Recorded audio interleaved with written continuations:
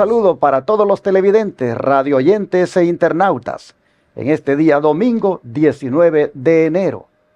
Qué gusto nos da saludarles a todos y darles la bienvenida a otro estudio más de la lección de Escuela Sabática.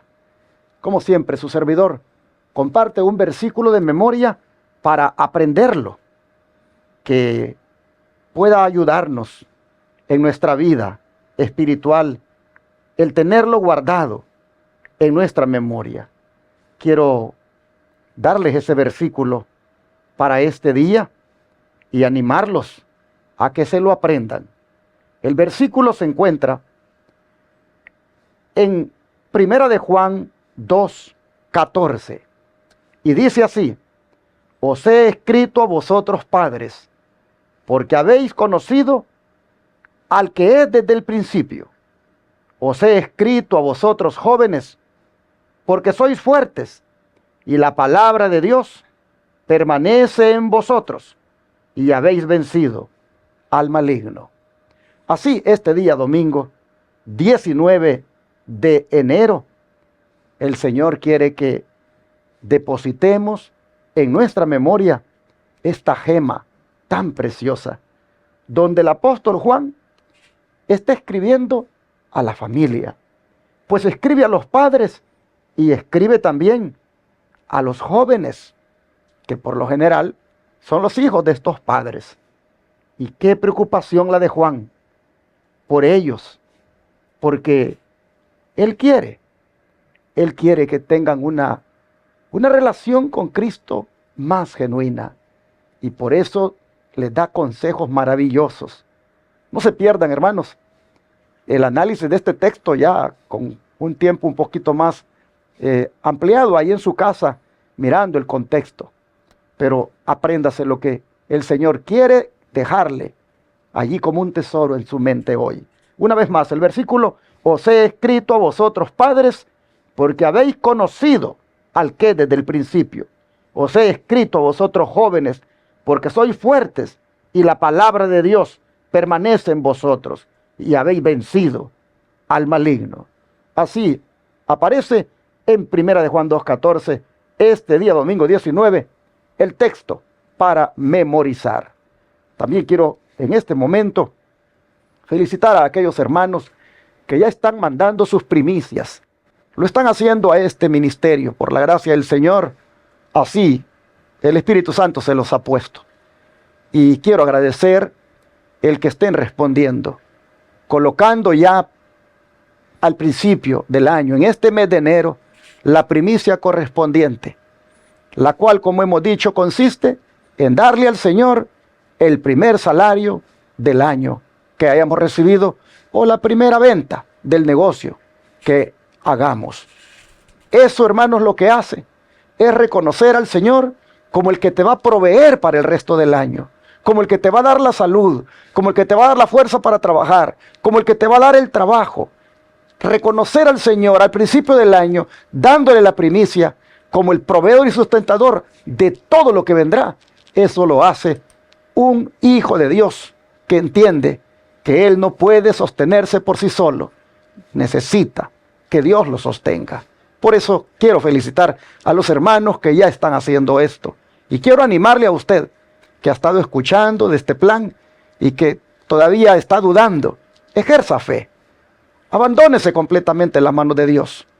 Crea que el Señor es el sustentador y que le va a ir bien cuando usted lo reconozca como lo primero que debe ser, hermanos, entregado para Él en concepto de salario. Ojalá que este día más de alguien se anime a adoptar este plan de las primicias para Dios en este mes de enero. También les pongo en la pantalla las maneras de cómo ustedes pueden aportar diezmos, ofrendas y donaciones acá. Tomen nota de cualquiera de las formas, pero el número de teléfono 214-881-4029 y el WhatsApp más 1-214-881-4029 están disponibles para que su servidor les pueda contestar y darles detalles de las formas en cómo ustedes pueden mandar esos recursos. Miren, son varias las que están ahí en la pantalla, tomen nota. Ahí está la cuenta del Banco de América, pero desde el extranjero ustedes pueden también enviar. Por eso está el número de WhatsApp, para que puedan comunicarse con este servidor. Gracias a los que este día se dejen tocar por el Señor y puedan aportar esos diezmos, ofrendas y donaciones especiales. ¿Para qué ocupamos este recurso? Para predicar 24/7 por 4 canales de televisión y radio que cuestan $54,000 al mes, como también para atender a los enfermos gratuitamente, que por 15 días vienen aquí al Centro de Estilo de Vida Los Tres Ángeles en Shepherd, Texas, y aún más para poder avanzar en la construcción de la escuela tipo Madison, donde hemos de preparar misioneros que tengan la vocación de servicio para Dios. Para todo esto es que los recursos que les pedimos son ocupados, pero los diezmos exclusivamente para la predicación del Evangelio en los 4 canales de televisión y radio que en 4 grandes ciudades de los Estados Unidos, las 24 horas al día, los 7 días de la semana, están proclamando el mensaje de los 3 ángeles. Gracias a los que este día, repito, se unan a nosotros en la propagación de la verdad presente. Este día me acompaña el pastor Víctor Argueta para poder desarrollar el estudio de la lección. Pastor, bienvenido. Gracias, pastor. Quisiéramos en este momento saludar al pueblo de Dios donde quiera que se encuentre. Para nosotros es un gran privilegio poder llevar adelante la lección de escuela sabática, y yo sé que también para usted va a ser de un alimento espiritual. Así es que no sabemos a qué hora usted nos sintonice. Puede ser que en la mañana o mediodía en la noche, pero independientemente de la hora en que usted nos vea o nos oiga, le decimos a usted bienvenido a el programa de la escuela sabática. Yo sé que va a ser de bendición y por lo tanto pedimos al Señor que nos ayude para poder discernir lo que vamos a tratar esta mañana. Pero antes de eso quiero invitar al pueblo de Dios para que vengamos de rodillas, oremos y pidamos al Señor la dirección para el estudio de esta mañana. Si usted donde quiera que esté le es posible arrodillarse, le invito a que se arrodille para que pidamos al Señor la dirección. Padre nuestro, muchas gracias te damos esta mañana por este grande privilegio que nos das de llamarte nosotros los mortales, Padre. Gracias por habernos cuidado y ahora nos das el privilegio de poder llegar al mundo entero a través de la lección de escuela sabática. Esta es la escuela más grande del mundo, la escuela sabática. Señor, gracias porque por estos medios nos permite llegar a miles de hogares que nosotros físicamente no lo podemos hacer, pero a través de estos medios sí podemos llegar. Así es que esperamos que la meditación de esta mañana de la escuela sabática sea de bendición. Hay muchas almas que están sufriendo.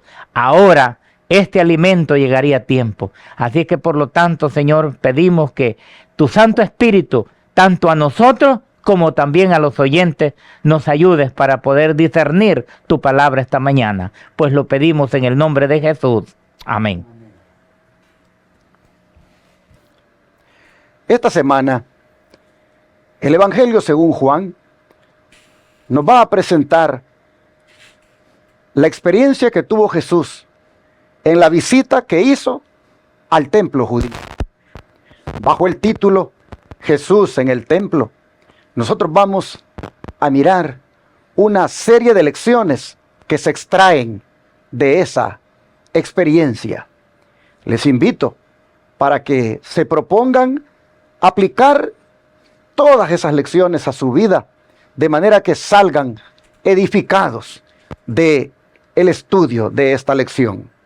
Con otros textos bíblicos, por supuesto, se va a reforzar el tópico que se quiere tratar esta semana. Jesús en el templo. Empezando con un versículo de memoria que nada tiene que ver con el Evangelio de Juan. De todas maneras, el autor quiere que nosotros miremos el tema de fondo que hay en la visita de Jesús en el templo. ¿Qué nos dice dicho versículo de memoria, Pastor Argueta?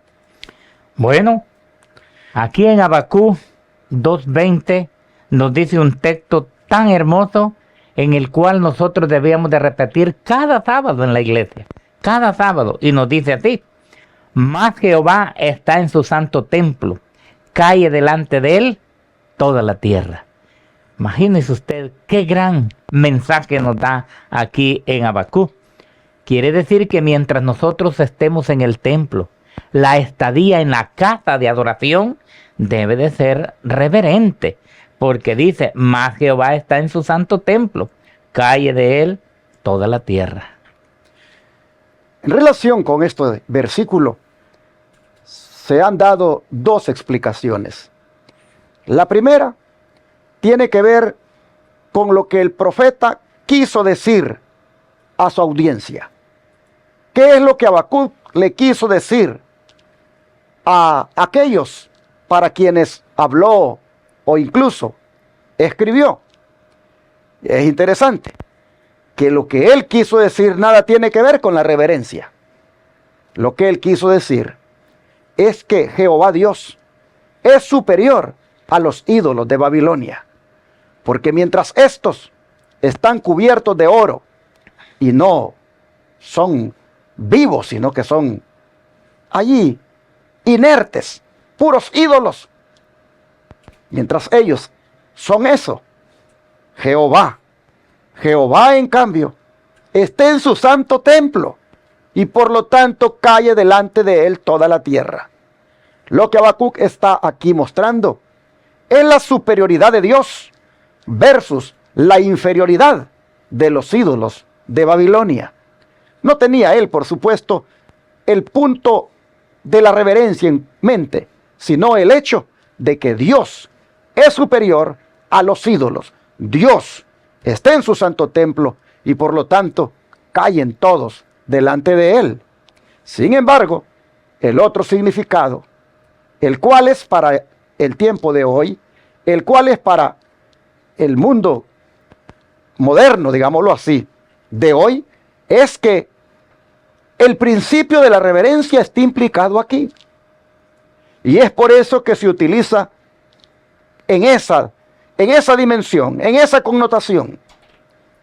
Pero cabe que nosotros tengamos que hacer las dos explicaciones, presentar los dos significados, para que cualquier exégeta que por ahí quiera tildarnos de que estamos sacando el texto de contexto, sepa de que en la aplicación para este tiempo, el principio de la reverencia también es válido tomarlo en cuenta, porque efectivamente Jehová está en su santo templo.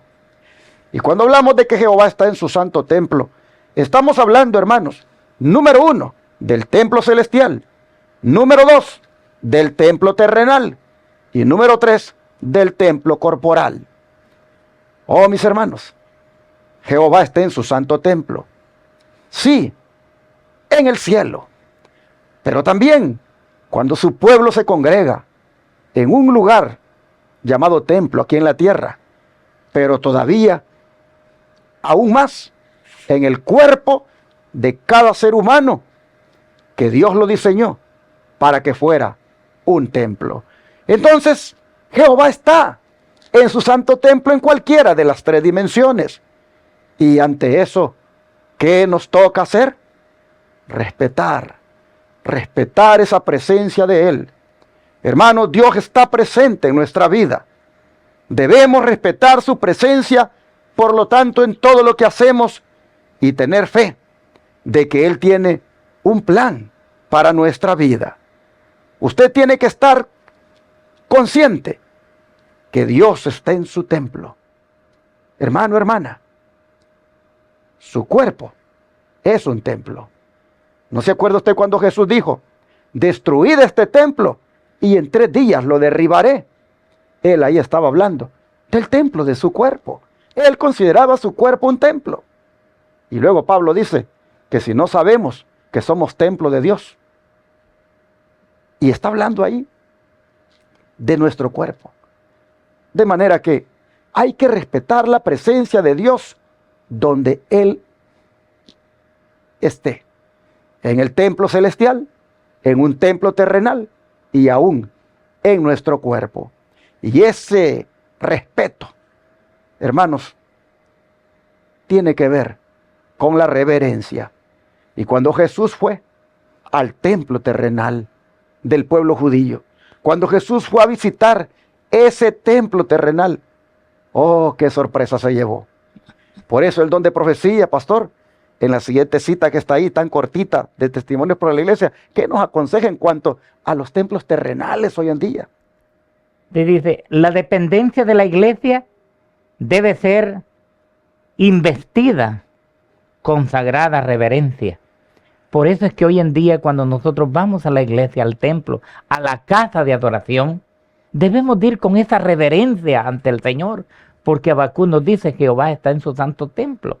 Entonces dice que la estadía o el tiempo que estemos allí debe de ser investido, dice, con toda reverencia. Si tal vez por alguna razón tenemos que salir a hacer alguna diligencia, debemos hacerlo con reverencia, vea, no hacer mucho ruido. Pero a veces nosotros nos descuidamos y a veces no ponemos ni el teléfono en vibrador, o estamos platicando con el hermano, la hermana, y aquí nos está diciendo, la dependencia de la iglesia debe ser investida, dice, con sagrada reverencia. Mientras estamos en la iglesia, nosotros debemos de recordar siempre, Habacuc 2:20, que vamos allí solamente a la adoración a nuestro Dios. Pero interesante, habla de las dependencias de la iglesia. Y ya aquí, hermanos, da para ampliar bastante el significado. Porque, ¿cuáles son las dependencias de la iglesia? Todo aquello que depende de ella. Y cuando usted va entonces a mirar qué cosas dependen de la iglesia, usted va a encontrar un sinfín de cosas. Mire que en la iglesia nosotros encontramos, y cuando vamos a hablar aquí de la iglesia, vamos a hablar del templo, ¿verdad? Le decimos iglesia al templo, aunque iglesia somos nosotros, pero partamos de que nos estamos refiriendo a la estructura o al templo. Llama la atención que un templo tiene un lugar que se llama atrio, tiene un lugar que se llama lugar santo y tiene otro lugar que se llama lugar santísimo. Si lo queremos ver ahora sí, tomando en cuenta cómo era el diseño del templo que el Señor ordenó que Moisés construyera en el desierto. Definitivamente, hermanos, que hoy los templos donde nosotros adoramos a Dios, tiene también eso donde está allá afuera el atrio, donde los hermanos están llegando, está donde la congregación se sienta y está allá adelante el púlpito, desde donde sale la palabra. Esas son dependencias, pero ¿qué de los cuartos? ¿Qué de los salones? ¿Qué, hermanos, de todo lo que depende de ese templo? Mire, una vez vino un paciente aquí a Shepherd y aquí son 10 acres de terreno donde está ubicado el centro de estilo de vida. Y por alguna razón el paciente trajo cigarros. Y él pensó de que mientras lo estaban tratando, podía de vez en cuando fumarse un cigarro. Y alguien le miró que estaba fumando aquí en la propiedad, retiradito del edificio bajo uno de los pinos. Y me dijeron, pastor, la paciente está fumando. Y fui, hablé con esa persona y le dije, usted no puede fumar aquí. Por varias razones. Primero, porque esta es una propiedad sagrada. Esta es una dependencia de la iglesia, advenimiento. Es una dependencia de la iglesia de Dios. Usted puede estar separada del edificio donde adoramos, donde tenemos los servicios. Pero esto también es sagrado, el terreno, porque es una dependencia. Y usted no puede estar contaminando este lugar fumando. Por un lado, por otro lado, su cuerpo, que es templo y morada del Espíritu Santo, lo está contaminando también. Y eso no puede hacerlo, porque Dios no puede morar en usted así, con su cuerpo contaminado por el cigarro. Hermanos, tuvimos una conversación un poquito amplia allí y le tuve que decir que lo sentíamos, pero si no estaba dispuesta a dejar de hacer aquello, no podía estar en este lugar. Y era importante que respetara esa esa regla. Hermanos, las dependencias de la iglesia son muchas y nosotros debemos de estar claros y conscientes que todo lo que dependa de la iglesia, todo lo que dependa del templo, vehículos, equipos, instalaciones, salones, y ya no digamos el lugar donde se congrega su pueblo, todo, hermano, todo lo que dependa de la iglesia, dice aquí, debe ser investidas con sagrada reverencia, todo debe ser tratado con respeto, porque todo eso pertenece a Dios, todo eso. Y un hermano me preguntaba, pastor, ¿y las propiedades de Shepherd, lo que está allí, a nombre de quién está? Y yo le digo, de la iglesia, hermano, le digo, aquí no hay nada a nombre de nadie, de una persona, aquí todo está a nombre de la iglesia. Y esto todo es sagrado, son las dependencias de la iglesia. Así que cuando usted vaya al templo, tenga cuidado de que donde quiera esté parado en aquella propiedad, son las dependencias de la iglesia, y usted ande allí con un respeto, porque está pisando un terreno, un lugar donde el nombre de Dios está presente. Pero los judíos habían perdido todo este concepto, y ellos habían profanado el templo que era el símbolo de la presencia de Dios. Por eso el autor le pone al estudio de este día, domingo, el templo profanado. Porque, pastor, ¿qué pasó? Por favor, describe la situación que reinaba en el templo de Jerusalén al comienzo del ministerio público de Cristo, por favor. No era fácil, hermanos. Solamente esta palabra profano a nosotros nos da terror. Y aquí el actor dice el templo profano. Y nosotros sabemos qué significa profano. Es aquel que no tiene respeto, él no hace diferencia entre lo santo, entre lo sagrado y lo malo. Y entonces aquí nos dice el templo profanado. Y mire cómo nos dice aquí. Describa la situación que reinaba en el tiempo en Jerusalén al comienzo del ministerio público de Cristo. No fue fácil para nuestro Señor Jesucristo al inicio de su ministerio encontrarse con el templo, con una de las dependencias que debía de ser, como decía aquí, con sagrada reverencia. Mire cómo se encontraba. Les invito a abrir en el Evangelio de Juan, capítulo 2, el verso 13 y 14. ¿Cómo era la situación? No fue fácil para nuestro Señor Jesucristo al comienzo de su ministerio, cuando Él decide ir al templo, ¿cómo se encontraba? Dice San Juan 2, 13 y 14. Estaba cerca de la Pascua de los judíos y subió Jesús a Jerusalén. Y halló en el templo a los que vendían bueyes, ovejas, palomas, y a los que cambiaban ahí toda clase de moneda, podemos decir, sentados. Ahora, en vez de estar allá adorando a Dios, estar allá oyendo la palabra de Dios, estaban haciendo otra cosa, porque había profanado el templo de Dios. Así es que nosotros debemos de ser cuidadosos, como dijo el pastor hace poquito, de las dependencias del templo, de la casa de Dios.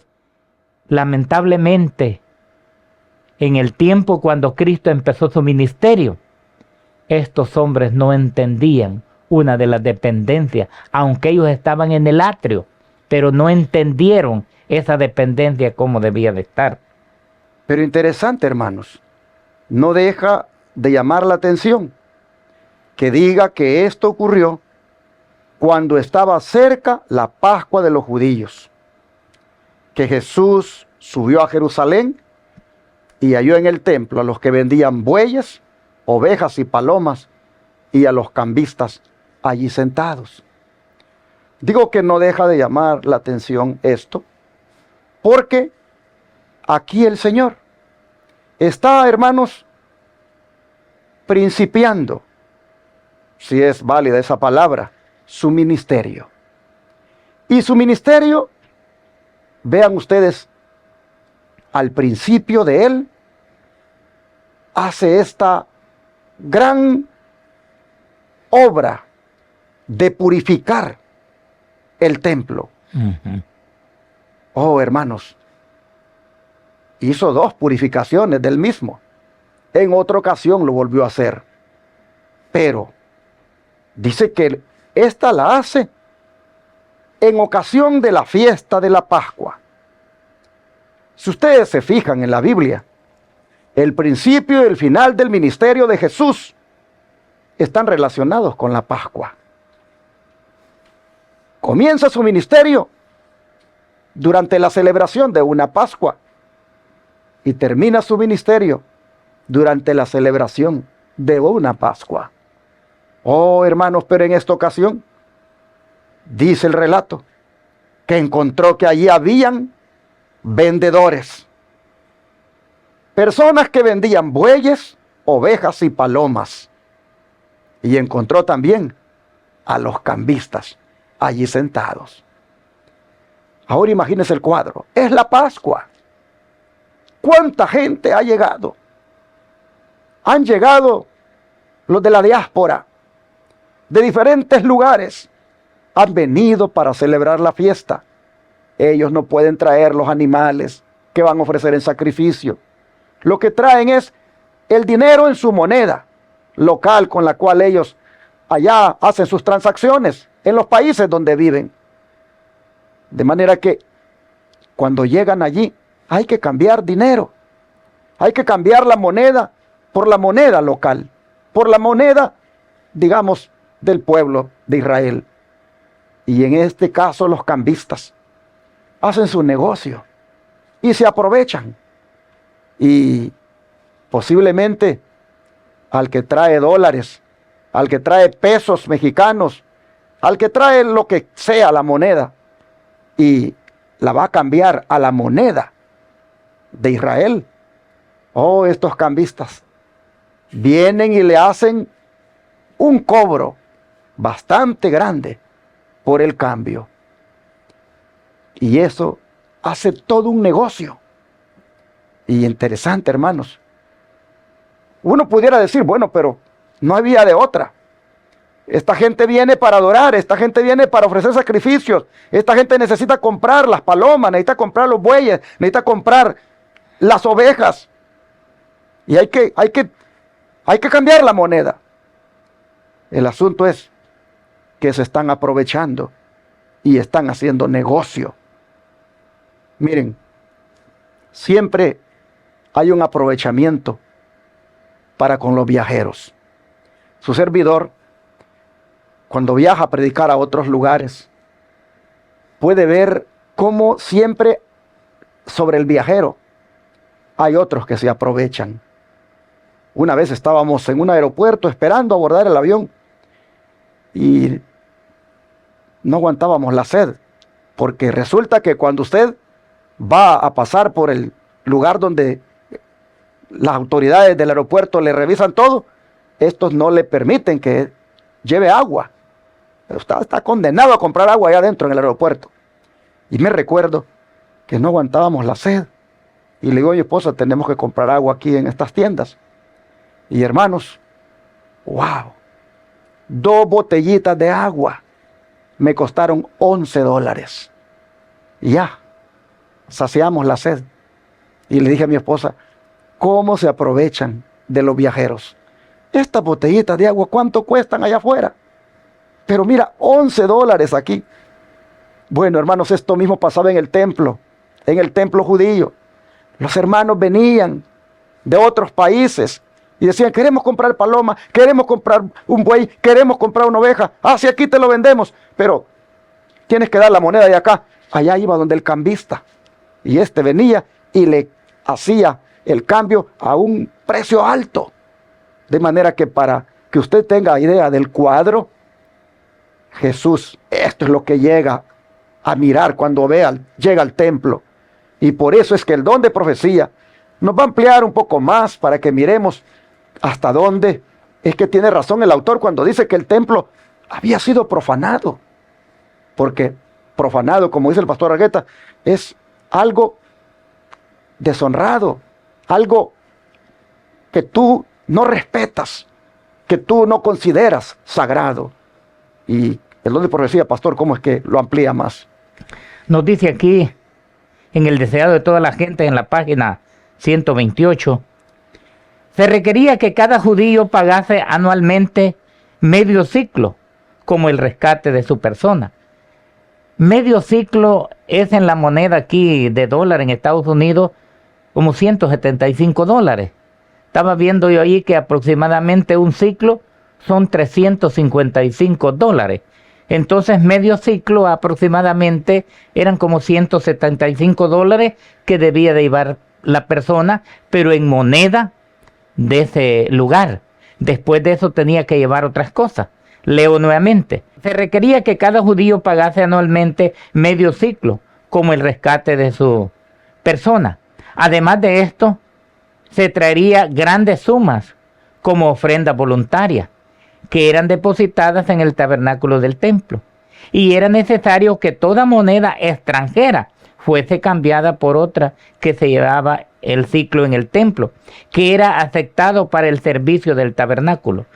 El cambio de dinero daba oportunidad al fraude, a la extorsión, y se había transformado en un vergonzoso tráfico que era fuente de renta para los sacerdotes.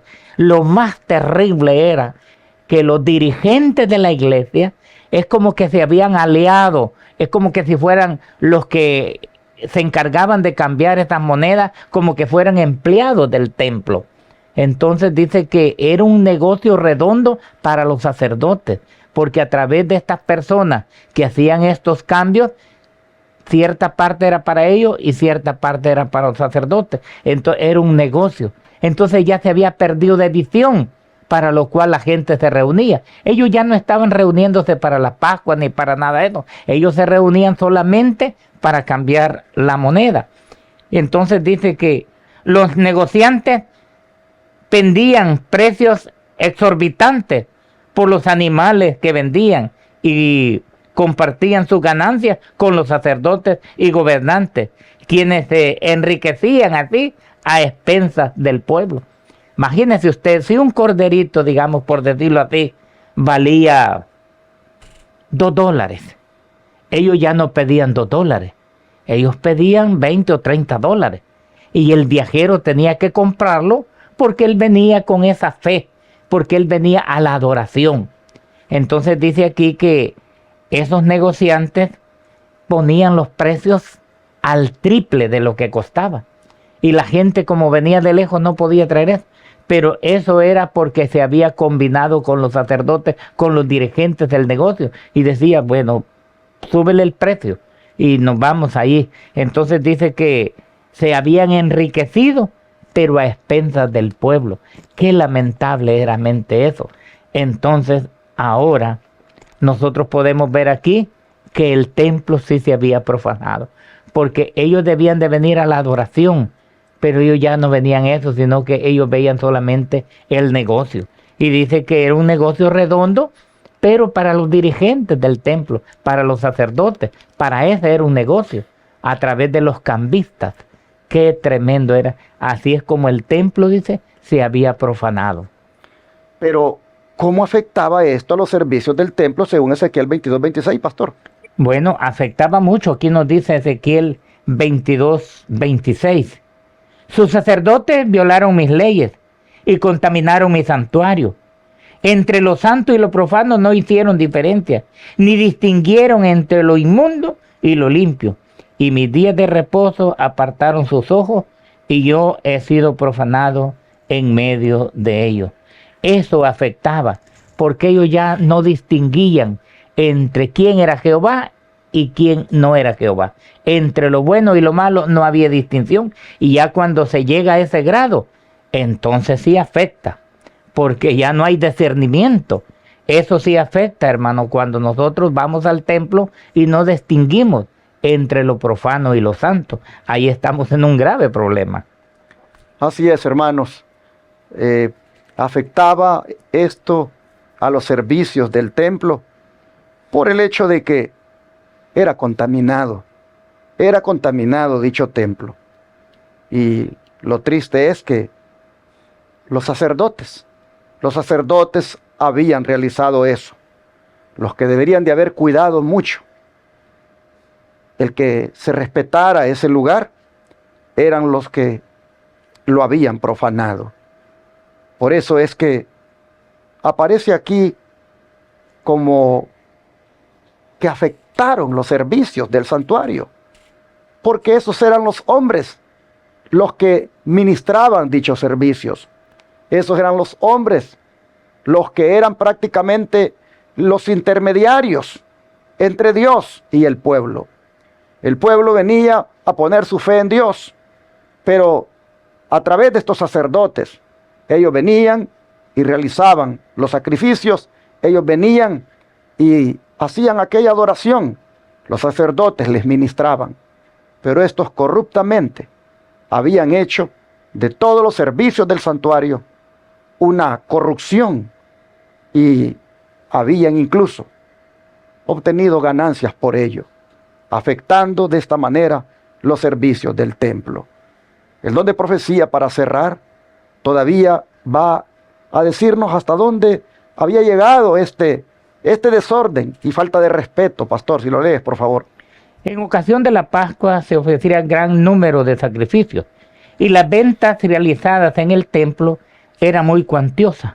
La confusión consiguiente daba la impresión de una ruidosa feria de ganado, más bien que del sagrado templo de Dios. Podía oírse voces agudas del ruido de las vacas, los balidos de las ovejas, de las palomas, mezclado con el ruido de las monedas, y la discusión o la disputa en pleitos con ellos. La confusión era tanta que perturbaba los adoradores, y ahora los dirigentes, los que estaban administrando su pueblo, no se podía oír lo que ellos estaban hablando por el murmullo que había afuera. ¿Cómo afectaba esto? Mientras estos estaban peleando porque este no es el precio que te voy a dar, mientras estaba ya el sacerdote administrando la palabra de Dios, eso no se oía, porque en lo que más se oía era el balido de las vacas, de las ovejas, y cuanto aquellos se peleaban porque querían más dinero. Entonces esto era lo que afectaba los servicios del templo. Se oía más el murmullo de los animales, el balido de todas las cosas. Por eso en las lecciones más adelante vamos a ver lo que nuestro Señor Jesús hizo para poder limpiar el templo. Y ahora sí tiene sentido lo que dice Habacuc 2:20, porque dice que aquí la confusión era tanta que perturbaba a los adoradores, y la palabra de los dirigentes o del pastor, podemos decir, quedaba ahogada por el murmullo de los balidos de los animales. Ahora sí, Habacuc dice, mas Jehová está en su santo templo, calle de él toda la tierra. Entonces nosotros ahora podemos ver cómo afectaba transacciones que había allá, esos pleitos. A lo mejor quizás algunos hasta salían peleados porque no le vendió el animal o no le cambió, no le dio el cambio correcto. Y ya no se oía lo que allá el pastor estaba hablando por el ruido que había afuera. Y eso sí dice que afectaba mucho. Así es. Bueno, hermanos, creo que esto todavía tristemente se sigue mirando ahora. No hay animales ahí, no hay vacas que estén balando, ovejas que estén allí, ni palomas haciendo ruido, pero hay otro tipo de negocios que a veces se hace en los templos, en los atrios. Allí, hermanos, se hace venta de libros, CDs. A veces hasta se llega al extremo de promoverlo desde el púlpito. Los productos. Se dice que al final habrá allá en el lobby, allá afuera, se dice, habrá una mesa con todo lo que este orador que hemos invitado tiene. Allá estarán sus libros, allá estarán sus CDs, allá estarán sus productos. Y hermanos, es prácticamente vender en la misma casa de Dios, vender aún desde el mismo púlpito, y se sigue hoy profanando la casa de Dios.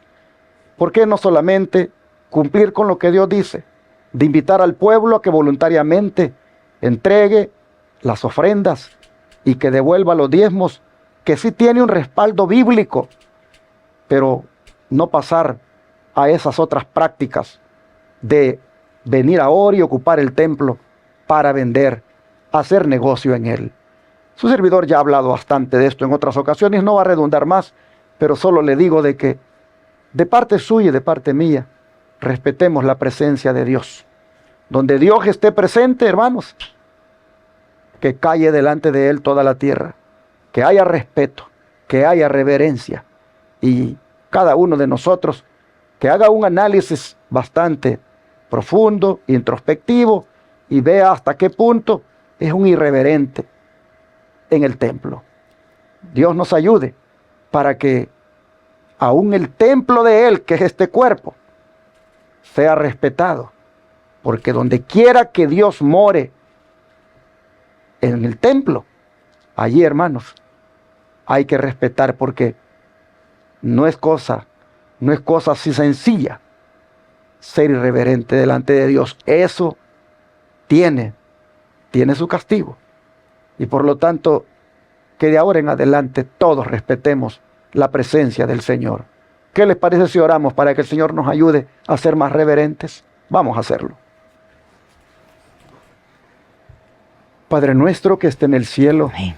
Le damos gracias por enseñarnos la importancia de la reverencia en su templo.